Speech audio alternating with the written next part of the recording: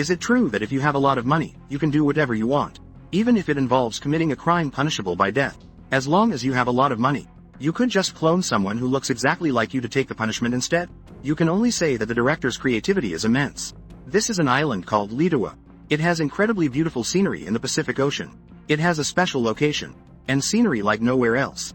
It has become a favorite vacation spot for wealthy Westerners.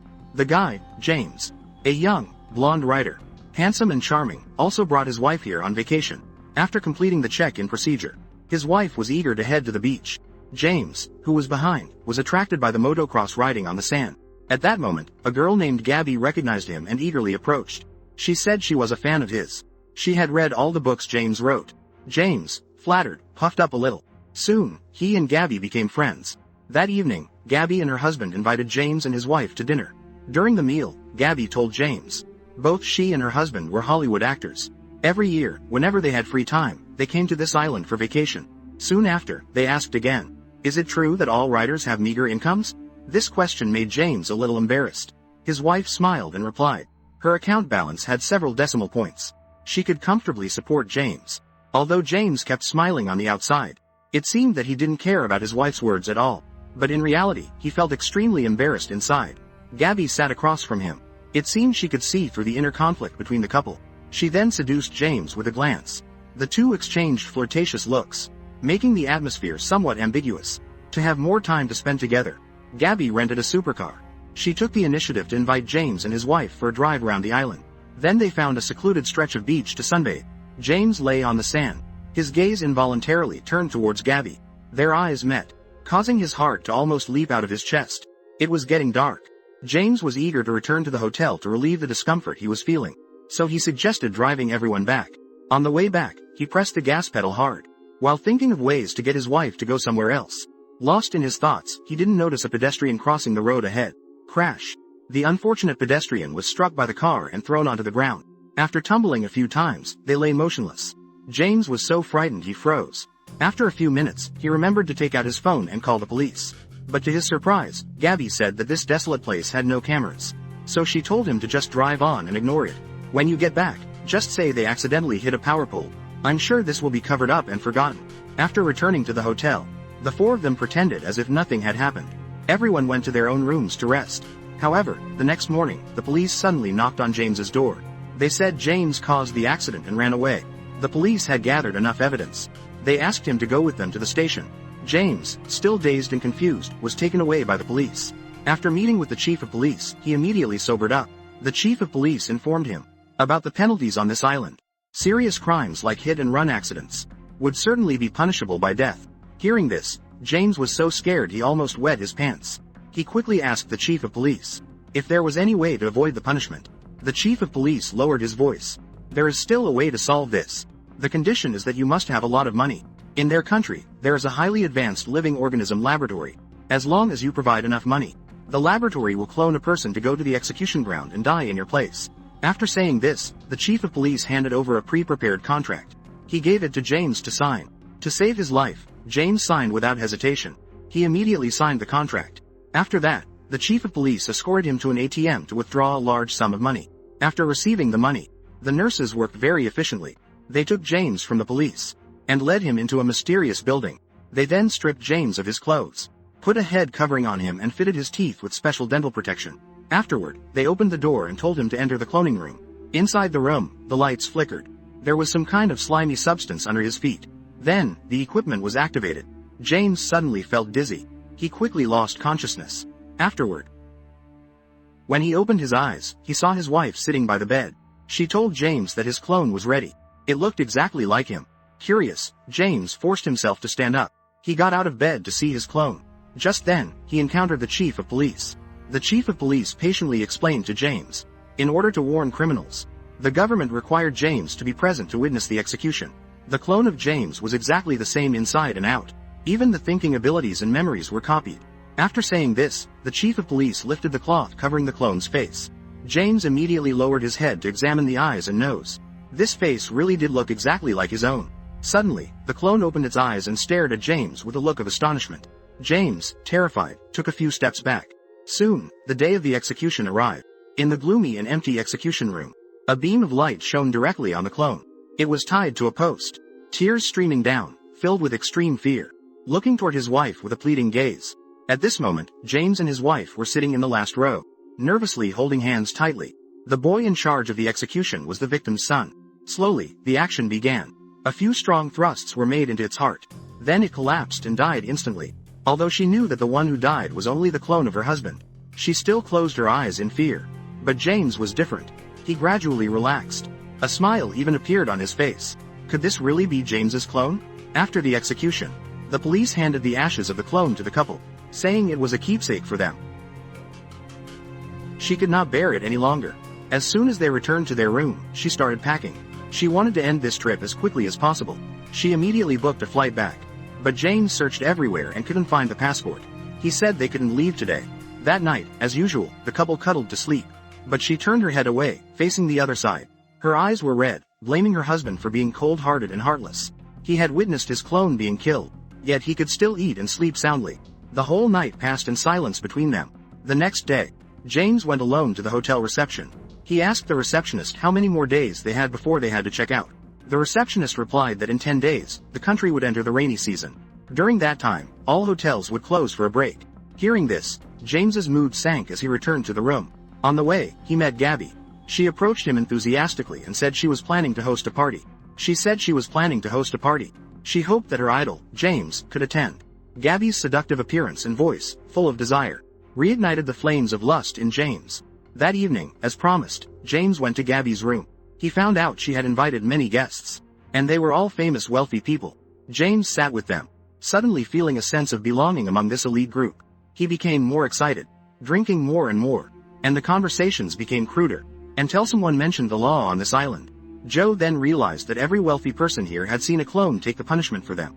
James finally asked the question he had been keeping in his heart for a long time. What if the clone took the place of the real person? The rich people laughed loudly, as if it didn't matter at all. The clone and the real person have the same thoughts and appearance. So, who is the clone of whom? He just needed to know that he was still alive now. If any crime could be solved with money, what did it matter? The wealthy people started to speak without restraint. What could be more exciting than committing a crime and getting away with it? After a while, the wealthy people began to make plans for a new game. And James, perhaps not wanting to miss the opportunity to join the elite, finally decided to play along with everyone. They waited for nightfall, and broke the glass of the hotel's weapon storage. Each of them put on a demon mask. When their true faces were shrouded by darkness, the beasts within them began to rise. They rushed into the nearest villa in the hotel complex. They easily controlled the hotel owner. The masked group began to rummage through the place, searching for loot. They even forced the hotel owner's wife to strip and kneel on the ground. While they were considering how to kill the hotel owner, the security guards barged in. Both sides were armed. A shootout broke out as soon as they met. Though the security guards were better skilled with firearms, the firepower of the elite group was several times greater. They quickly shot him dead. Then, they went into the room to continue their robbery and killings. Of course, the criminals would be punished by the law. Not long after, James and his group were arrested. A moment later, the police chief walked in with a very serious expression. He said their crimes were extremely serious. They had crossed the limits of the national law. Therefore, none of them would have the opportunity to let their clones die in their place. So, all of them were escorted to the execution ground for the death penalty. Hearing this, everyone was stunned and bewildered. Could the law really change so arbitrarily? But, the police didn't care about their emotions at all. They quickly took them to the execution room. At this moment, James felt immense regret. He refused to accept the punishment. He tried to resist, begging the police to spare him. But the executioners were unmoved. And so, they took the lives of all of them. At this moment, the camera shifted to the people watching the execution. They were still seated, cheerfully clapping and celebrating. It turned out, the ones who were executed were still just their replicas. At this moment, James also felt exhilarated. He believed that he had successfully joined the ranks of the elites. Disregarding the law brought him a joy that could not be matched. The next morning, James received the urn of his own ashes as a keepsake. Upon seeing the urn, Em immediately realized that her husband had broken the law. She was deeply disappointed and didn't give James a chance to explain. She immediately booked a flight to return home that day. James, feeling alone and upset, decided to go to the beach to clear his head. At that moment, Gabby, dressed seductively, sat on his lap. With Em no longer in the way, the two of them quickly became entangled. A few days later, James had experienced the intoxicating pleasure of the rich. 7 or 8 people, both men and women, were all consumed by their desires. Drugs, alcohol, and stimulants accompanied them throughout the wild night. This lifestyle was more thrilling than riding a roller coaster. But soon, that thrill began to fade. That day, one of the rich men proposed a crazy idea. If any crime could be solved with money here, why not go to the police station, arrest someone, and let the law enforcement be the chief of police? Then they could humiliate and insult him. No sooner said than done. That night, the group drove straight to the police station. The chief of police, unprepared, was captured by them. They beat him, then started insulting him. James had been threatened by the chief of police before, so he was now incredibly excited. He was still not satisfied after hitting him, so he stripped off the chief's pants and splashed water on his face. Hearing the applause from the others, James felt like he was at the peak of his life. But Gabby, sitting beside him, did not clap along with the others. She calmly watched James lose control. Her smile carried a hint of mockery. At that moment, one of the wealthy men approached and pulled the cloth off the chief's head. Gabby looked at the familiar face that was revealed. James's mood immediately plummeted to the depths. It wasn't the chief of police. It was a copy of himself. Earlier, he had humiliated himself. Seeing the shocked expression on James's face, the wealthy men were even more delighted. They took out their phones to record this classic moment. James, both angry and embarrassed, hurriedly scrambled up and ran into the bathroom. Quickly, he retrieved the passport that had been hidden here for the past few days. The next morning, he packed his bags and took the bus to the airport, ready to leave this terrifying island. However, the wealthy men had been watching his every move. The bus had only gone halfway when James saw Gabby and a few of the other rich men chasing after him in a car. They laughed and told James to quickly get off the bus. They said there was an even more interesting game waiting for him. But at that moment, James realized that he was just a toy for these rich men. So he lowered his head, not responding. Seeing this, Gabby immediately drew her gun. Quickly, they forced the bus driver to stop the vehicle. Then Gabby called out James's name in a mocking tone, telling him to get off the bus immediately, or he would taste lead. With no other choice, James had no choice but to obediently get off the bus.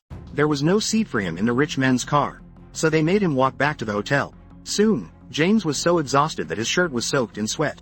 Meanwhile, his lover Gabby was lying on the hood of the car, verbally attacking him. She said to James, "I'm not your fan." As for James's novel cover looks, she didn't even know them. The meeting and conversation with James was merely a game planned by the wealthy in advance. She triggered his desires to gradually trap him, turning him into a fool for everyone to humiliate. The harsh truth completely shattered what little self-esteem James had left. He realized he had no talent to be a writer at all. The label of a writer was like a piece of cloth that concealed the truth, that he was just a man clinging to his wife's skirt. At that moment, Gabby laughed so hard that she accidentally dropped the bottle of wine. Seeing Gabby bend down to pick up the bottle, James rushed over, intending to grab the gun. But to his surprise, the people in the car immediately ran out to help Gabby. With no other option, he could only run into the forest by the roadside. But no one can run faster than a bullet. All he saw was Gabby calmly raise her gun, mocking James while firing. After a few shots, James's legs were hit. He painfully lay on the ground. The wealthy group saw that James was no longer able to escape. It immediately turned into a game. Next, they surrounded James in an open field. A line of cars turned on their headlights and focused them on him, causing James's eyes to be unable to open. One of the wealthy men took a dog chain and came out of the car.